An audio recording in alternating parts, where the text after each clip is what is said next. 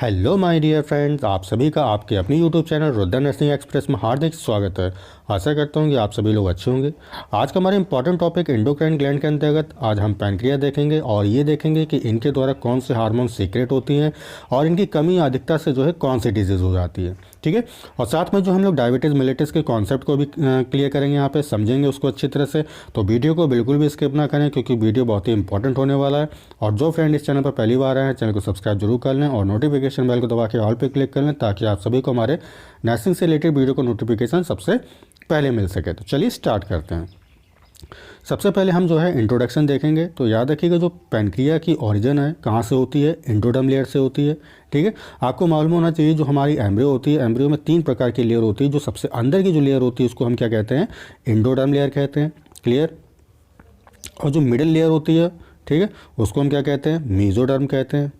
ठीक है, और जो सबसे बाहर की जो लेयर होती है उसको हम क्या कहते हैं, एक्सोडर्म कहते हैं। ठीक है, अब ये जो तीनों लेयर में आपकी कौन सी लेयर पैनक्रिया का फॉर्मेशन करेगी, तो याद रखिएगा एंडोडर्म लेयर। क्लियर।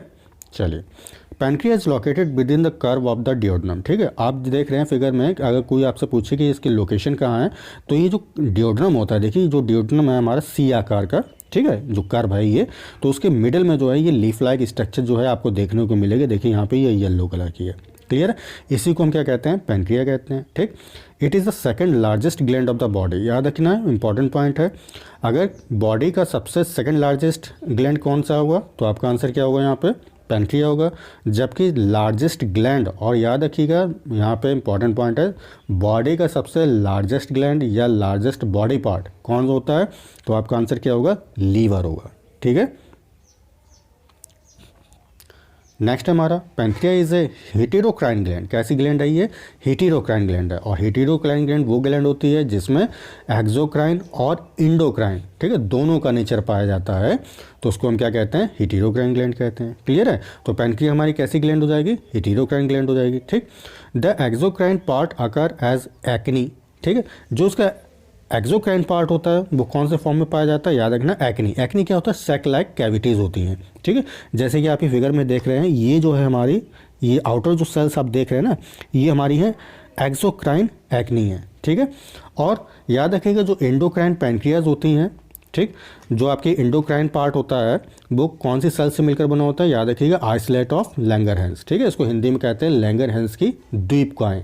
क्या कहते हैं, लैंगरहैंस की द्वीपकाएँ कहते हैं। ठीक है, चलिए, hormone secreting cells present in isolate of Langerhans. ठीक है, लैंगरहैंस की कोशिकाओं यानी कि द्वीपकाओं में जो कोशिकाएं पाई जाती हैं, तो अब हम देखेंगे कि इन सेल्स द्वारा कौन कौन सी सेल्स द्वारा कौन कौन से हार्मोन का सिक्रेशन होता है। ठीक है, तो उसको हम टेबल के माध्यम से समझेंगे। ठीक, याद रखिएगा आइसोलेट ऑफ लैंगरहैंस की जो अल्फा सेल्स होती हैं वो कौन से हार्मोन का सिक्रेशन करेगी, ग्लूकेगॉन हार्मोन का। ठीक, बीटा सेल कौन से हार्मोन का बनाएगी, इंसुलिन बनाएगी। ठीक है, और आपका जो एप्सिलॉन सेल है वो क्या बनाएगी, ग्रेलिन बनाएगी। ठीक है, आपका जो डेल्टा सेल है वो सोमेटोस्टेटिन बनाती है, और एफ सेल या गामा जो सेल होती है वो आपका पैनक्रियाटिक पॉलीपेप्टाइड हार्मोन का फॉर्मेशन करती है। क्लियर है। चलिए, सबसे पहला हमारा हार्मोन है ग्लूकेगॉन हार्मोन। ठीक, तो अभी जैसे कि मैंने आपको बताया था, आइसोलेट ऑफ लैंगरहैंस की जो अल्फा सेल्स होती हैं वो ग्लूकेगॉन हार्मोन का फॉर्मेशन करती हैं। ठीक है, rises a blood glucose level by. ठीक है, यदि ब्लड में आपका ग्लूकोज का लेवल बढ़ा हुआ है, ठीक है, तो इसका रीज़न क्या क्या हो सकता है, तो सबसे पहला हमारा ग्लाइकोजेनोलिसिस। ठीक है, ग्लाइकोजेनोलिसिस कहाँ पे होती है, याद रखिएगा लीवर में होती है। अब हम समझेंगे कि ग्लाइकोजेनोलिसिस क्या है, तो याद रखिएगा देखो यहाँ पे ये 2 वर्ड से मिलकर बना हुआ है। एक आपका हो गया ग्लाइकोजन, क्या हो गया, ग्लाइकोजन हो गया, दूसरा आपका लिसिस हो गया। ठीक, तो यानी कि ग्लाइकोजन जो है यहाँ पे, लिसिस माने टूटना, ग्लाइकोजन टूट रही है, किस में टूट रही है, किस में ब्रेक डाउन हो रही है, तो याद रखिएगा ग्लूकोज में। आप देख रहे हैं यहाँ पे ग्लूकोज में टूट रहा है, तो इसका मतलब क्या हुआ कि ब्लड में जो है ग्लूकोज का लेवल बढ़ रहा है धीरे धीरे। ठीक, अगला पॉइंट क्या है, conversion of amino acids and lactic acid into glucose in liver. ठीक है, लीवर में जो आपका एमिनो एसिड या लैक्टिक एसिड होता है उसका कन्वर्जन किस में हो जाए, ग्लूकोज में हो जाए। ठीक है, तो इस केस में भी जो है ब्लड में ग्लूकोज का लेवल बढ़ जाएगा। ठीक, तीसरा क्या है, जो आपका ग्लूकेगॉन है, ठीक है, glucagon reduces the cellular glucose Uptake.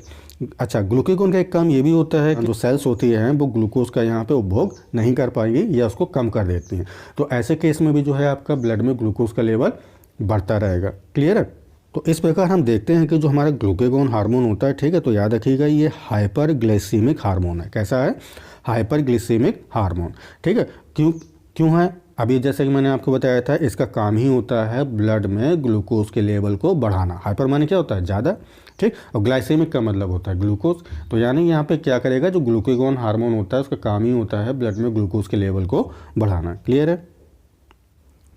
चलिए अब हम देखेंगे अपना नेक्स्ट हार्मोन इंसुलिन, ठीक है। तो जैसे कि मैंने अभी आपको बताया था कि आइसोलेट ऑफ लैंगरहैंस, ठीक है, लैंगरहैंस की जो बीटा सेल्स होती हैं वो इंसुलिन हार्मोन का हमारे यहाँ पे फॉर्मेशन करती हैं। क्लियर है? अभी जो इंसुलिन जो हार्मोन है मोस्टली कहाँ वर्क करता है, तो याद रखिएगा लीवर सेल्स जिनको हम हिपेटोसाइट्स कहते हैं और एडिपोसाइट्स जिसे हम फैट टिश्यूज़ कहते हैं। क्लियर? तो वहाँ पे जो है ये इंसुलिन काम करता है। क्लियर? अब इसका फंक्शन क्या होता है, तो याद रखिएगा जो ब्लड में आपके ग्लूकोज का लेवल बढ़ा हुआ था, ठीक है, तो उसको क्या करेगा, ये डिक्रीज करेगा इंसुलिन हार्मोन। क्लियर है? तो सबसे पहला क्या है, enhances cellular glucose uptake and utilisation, ठीक है। इंसुलिन क्या करती है, जो टारगेट सेल्स होती है उसको उत्तेजित करेगी, उसको एक्टिवेट करती है, स्टिमुलेट करेगी कि आप जो है ज़्यादा से ज़्यादा जो है ग्लूकोज है उसका ज़्यादा से ज़्यादा उपभोग करो, ठीक है, उसको ज़्यादा से ज़्यादा खाओ। तो ऐसे केस में क्या होगा कि जो आपका ग्लूकोज का जो लेवल होता है ब्लड में वो कम होने लगेगा। क्लियर है? दूसरा क्या है, conversion of glucose to glycogen, ठीक है। आपका जो ग्लूकोज ब्लड में जो बढ़ा हुआ है उसको जो है ग्लाइकोजन में कन्वर्ट कर दें, ठीक है। तो इस क्रिया को हम क्या करेंगे, ग्लाइकोजिनेसिस कहेंगे, ठीक है। तो ग्लाइको जब जिनेसिस होता है तो इस केस में भी जो है आपके ब्लड में ग्लूकोज का लेवल धीरे धीरे कम होने लगेगा, ठीक। तीसरा क्या है, स्टिमुलेटिंग प्रोटीन सिंथेसिस, ठीक है, प्रोटीन सिंथेसिस को जो है स्टिमुलेट किया जाए वाइल इनहिबिटिंग प्रोटीन ब्रेकडाउन, ठीक है। और दूसरी चीज़ क्या है, यहाँ पे मैंने क्या होता है, प्रोटीन का सिंथेसिस किया जाए तो भी जो है आपका ग्लूकोज का लेवल कम हो जाएगा, लेकिन यहाँ प्रोटीन ब्रेकडाउन नहीं होना चाहिए। क्लियर है? प्रोटीन अगर ब्रेकडाउन होगा तो उससे क्या होगा, ग्लूकोज का आपका लेवल बढ़ेगा ब्लड में। अगला क्या है, promoting synthesis of fats from glucose, ठीक है, प्रोमोटिंग सिंथेसिस ऑफ फैट्स, ठीक, ग्लूकोज से जो है फैट का फॉर्मेशन होना, ठीक है। तो इससे भी जो है आपका ब्लड में जो है ग्लूकोज का लेवल कम होने लगेगा, क्योंकि यहाँ पे ग्लूकोज क्या किस में कन्वर्ट हो रही है, आपके फैट में कन्वर्ट हो रही है, ठीक है। तो उससे जो है ब्लड में ग्लूकोज का लेवल कम होने लगेगा। अगला क्या है, इंपॉर्टेंट पॉइंट है, याद रखिएगा, normal range of blood sugar is 80 to 120 milligram पर 100 ml ऑफ ब्लड, ठीक है। अगर हम नॉर्मल शुगर की बात करते हैं कि हमारे नॉर्मल जो है कितना होना चाहिए हमारे ब्लड के अंदर, तो याद रखिएगा अगर आपने 100 ml ब्लड लिया है तो उस 100 ml ब्लड में कितना शुगर की क्वांटिटी होनी चाहिए, याद रखिएगा 80 से 120 मिलीग्राम, ठीक है, 80 to 120 मिलीग्राम होना चाहिए। चलिए सोमेटोस्टेटिन हार्मोन देख लेते हैं। तो जैसे कि अभी मैंने आपको बताया था, आइसोलेट ऑफ लैंगरहैंस की जो डेल्टा सेल्स होती हैं वो किसके कौन से हार्मोन का फॉर्मेशन करेगा, याद रखिएगा सोमेटोस्टेटिन हार्मोन का फॉर्मेशन करता है, ठीक है। इसका काम क्या होता है, inhibit the secretion of glucagon and insulin hormone, ठीक है। ये काम क्या करता है, ग्लूकेगॉन और इंसुलिन हार्मोन के सिक्रीशन को ये स्टॉप कर देता है, ठीक है, इसको इनहिबिट कर देगा। क्लियर है? चलिए अगला है हमारा पैनक्रियाटिक पॉलीपेप्टाइड, ठीक है। जैसे कि मैंने अभी आपको बताया था, एफ सेल्स या गामा सेल जो होती हैं आइसोलेट ऑफ लैंगरहैंस की, ठीक है, लैंगरहैंस की द्वीपकाओं को जो एफ सेल्स या गामा सेल्स होती है वो आपके पैनक्रियाटिक पॉलीपेप्टाइड हार्मोन का फॉर्मेशन करती है। क्लियर? इसका काम क्या होता है, it inhibits the release of pancreatic juice, ठीक है। तो ये पैनक्रियाटिक जूस जो बन रहा होता है उसको ये इनहिबिट कर देगा। क्लियर है? चलिए अब हम देख लेते हैं डिसऑर्डर ऑफ पैनक्रियास, ठीक है। पैनक्रियास के हार्मोन को यदि कमी या अधिकता हो जाती है तो कौन कौन से डिसऑर्डर उत्पन्न हो जाते हैं। तो सबसे पहला क्या है, फेलियर ऑफ इंसुलिन हार्मोन, ठीक है, या हाइपोसिक्रेशन ऑफ इंसुलिन हार्मोन। यदि आपका इंसुलिन हार्मोन नहीं बन रहा है या बहुत ही कम मात्रा में बन रहा है तो उस केस में याद रखिएगा डायबिटीज़ मिलेटस आपको होने के पूरे चांसेस हैं। क्लियर है? चलिए अब हम देखते हैं कि डायबिटीज़ मिलेटस के जो सिम्टम्स हैं वो क्या क्या हैं। फॉर्मेशन ऑफ कीटोन बॉडी, ठीक है, यहाँ पे जो है कीटोन बॉडी का फॉर्मेशन होता है, ठीक, due to increase oxidation of fat. अब यहाँ पे ऐसा क्यों होता है कि जो है आपके कीटोन बॉडी का लेवल जो है वो बढ़ रहा है, ठीक है, या फॉर्मेशन उसका हो रहा है, तो उसका रीज़न होता है यहाँ पे जो फैट होता है उसका ऑक्सीडेशन हो जाता है, ठीक। जब फैट का ऑक्सीडेशन होता है तो ये किस में चेंज हो जाता है, कीटोन बॉडीज़ में चेंज हो जाता है। क्लियर है? नेक्स्ट क्या हमारा, कोलेस्ट्रॉल लेवल इंक्रीज, ठीक है, ब्लड में जो है कोलेस्ट्रॉल का लेवल जो है वो इंक्रीज़ होने लगता है, ठीक। अगला क्या हमारा, हाइपरग्लिसीमिया, ठीक है, यानी कि यहाँ पे जो ब्लड शुगर होती है, जो ग्लूकोज होता है, उसका लेवल जो है ब्लड में बढ़ने लगता है। ठीक है, यदि अब यहाँ पे देखिए, यहाँ पे 100 ml ब्लड में 300 से 1200 मिलीग्राम जो है आपको शुगर देखने को मिल रही है। ठीक है, तो उस कंडीशन को हम हाइपरग्लिसीमिया कहेंगे। क्लियर है? ठीक, अगला है, याद रखिएगा, इम्पॉर्टेंट है, पॉलीसीरिया। ठीक है, पॉलीसीरिया का मतलब क्या है? Excessive urination due to increase in water content in urine. ठीक है, अब यहाँ पे जो है आपको बहुत ज़्यादा मात्रा में जो है यूरिनेशन होगी, एक्सेसिव यूरिनेशन होगा। ठीक है, या यूरिन का फॉर्मेशन होगा यहाँ पे। ठीक, due to increase in water content in urine, क्योंकि यूरिन में जो है बहुत ज़्यादा मात्रा में आपके पानी है। ठीक है, तो ऐसा क्या होगा कि जब यूरिनेशन ज़्यादा होगी यहाँ पे, तो ये जो है हाइड्रेशन को, आपका जो डिहाइड्रेशन है उसको कॉज करेगा। ठीक है, बहुत ज़्यादा मात्रा में आपको पेशाब बनेगी और ठीक है, तो पेशाब जब आप ज़्यादा मात्रा में करोगे तो उस केस में क्या होगा कि बॉडी के अंदर जो है पानी की कमी होने लगेगी और डिहाइड्रेशन इस प्रकार कॉज हो जाती है। क्लियर? नेक्स्ट है हमारा पॉलीडिप्सिया। ठीक है, पॉलीडिप्सिया का मतलब क्या होता है? Excessive thrust. ठीक है, यहाँ पे बहुत ज़्यादा आपको जो है पानी प्यास लगेगी। ठीक है, नेक्स्ट क्या हमारा? ग्लाइकोसूरिया। ठीक है, ग्लाइकोसूरिया का मतलब क्या है? जब आपके यूरिन में ग्लूकोज निकलने लग जाए तो उसके इसको हम क्या कहते हैं? ग्लाइकोसूरिया कहते हैं। क्लियर है? अगला क्या हमारा? Loss of weight and tiredness. ठीक है, यहाँ पे जो है आपको जो वेट है आपका लॉस होने लगेगा। ठीक है, आपको थकावट महसूस होगी। नेक्स्ट क्या हमारा? Reduced healing power. बहुत इंपॉर्टेंट पॉइंट है, याद रखिएगा, जो डायबिटीज़ के पेशेंट होते हैं, जिनको डायबिटीज़ मिलिटस होता है, उनको उनके घाव को भरने में काफ़ी ज़्यादा टाइम लगता है, या उनको जो है नॉर्मली वो घाव इतनी जल्दी नहीं भर पाता है। ठीक है, चलिए अब हम देख लेते हैं डायबिटीज़ मिलिटस के जो टाइप्स हैं। तो सबसे पहला हमारा क्या है? Type 1 diabetes mellitus. ठीक है, due to the hyposecretion of insulin hormone. यहाँ पे क्या होता है कि इंसुलिन हार्मोन का जो सिक्रेशन होता है बहुत ही कम मात्रा में होता है, इसीलिए इसको क्या कहते हैं? Therefore it is also known as insulin dependent diabetes mellitus. ठीक है, शॉर्ट में क्या कह देते हैं? इसको IDDM कह देते हैं हम लोग। क्लियर है? तो IDDM क्या होता है? याद रखिएगा, इस केस में जो इंसुलिन का हार्मोन है बहुत ही कम मात्रा में सिक्रेशन होता है। क्लियर है? इस जो टाइप 1 आपका जो टाइप 1 डायबिटीज़ मिलिटस होता है, इसको याद रखिएगा जुवेनाइल ऑनसेट के नाम से भी जानते हैं। क्यों? क्योंकि ये जो है आपको जुवेनाइल स्टेज में देखने को मिलेगी डायबिटीज़ मिलिटस। ठीक है, अब जुवेनाइल स्टेज क्या होता है? तो याद रखिएगा बर्थ के बाद और मैच्योरिटी से पहले।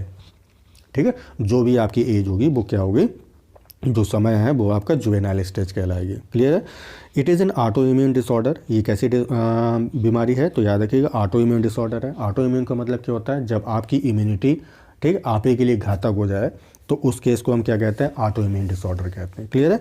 तो ये एक ऑटो इम्यून डिसऑर्डर होता है in which our immune system destroys या इनगल्फ बीटा सेल। तो आप देख रहे हैं कि आपकी यहाँ जो इम्यूनिटी है, आपकी बॉडी की जो इम्यूनिटी है, यहाँ पे बीटा सेल्स को ही खा रही है। क्लियर है? अगला है हमारा टाइप 2 डायबिटीज़ मिलिटस। ठीक है, तो यहाँ पे क्या होता है कि इंसुलिन का जो लेवल होता है हमारी ब्लड में वो नॉर्मल रहेगा। क्लियर है? लेकिन होता क्या है कि जो टारगेट सेल्स, ठीक है, लेकिन जो टारगेट सेल्स होती है वो इन इंसुलिन हार्मोन के प्रति रेजिस्टेंस होते हैं, यानी कि उनका कोई असर नहीं होता है।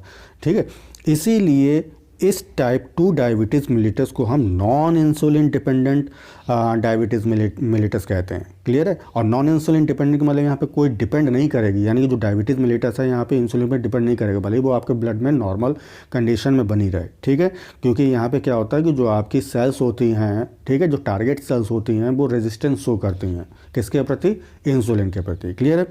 It is also known as a maturity onset. ठीक है, इसको हम मैच्योरिटी ऑनसेट भी कहते हैं, क्योंकि ये जो टाइप 2 डायबिटीज़ मिलिटस होता है ये आपको मैच्योरेशन स्टेज ऑफ ह्यूमन, ठीक है, यानी कि जो मैच्योरेशन स्टेज होती है ह्यूमन की, उसमें आपको देखने को मिलेगी। क्लियर है?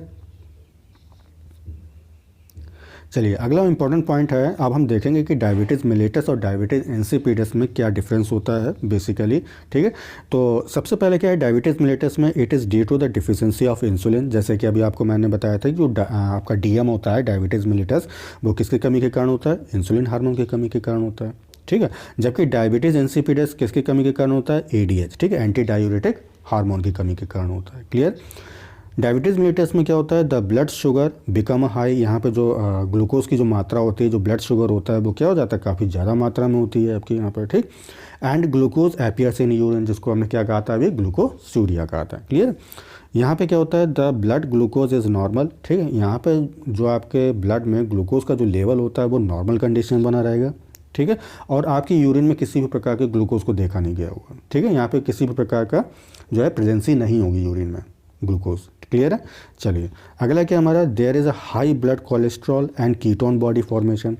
डायबिटीज़ मेलिटस के केस में क्या होता है, जो कोलेस्ट्रॉल का लेवल होता है वो काफ़ी ज़्यादा होता है और कीटोन बॉडी यहाँ आपको देखने को मिलेगी।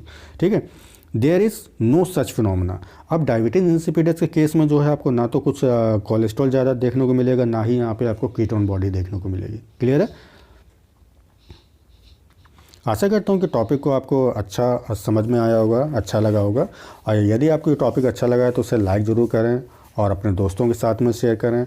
और इस टॉपिक से रिलेटेड या चैनल से रिलेटेड जो भी आपकी इश्यूज़ हों उन्हें कमेंट बॉक्स में ज़रूर लिखें। ठीक है, तब तक के लिए take care and bye bye. Thank you so much.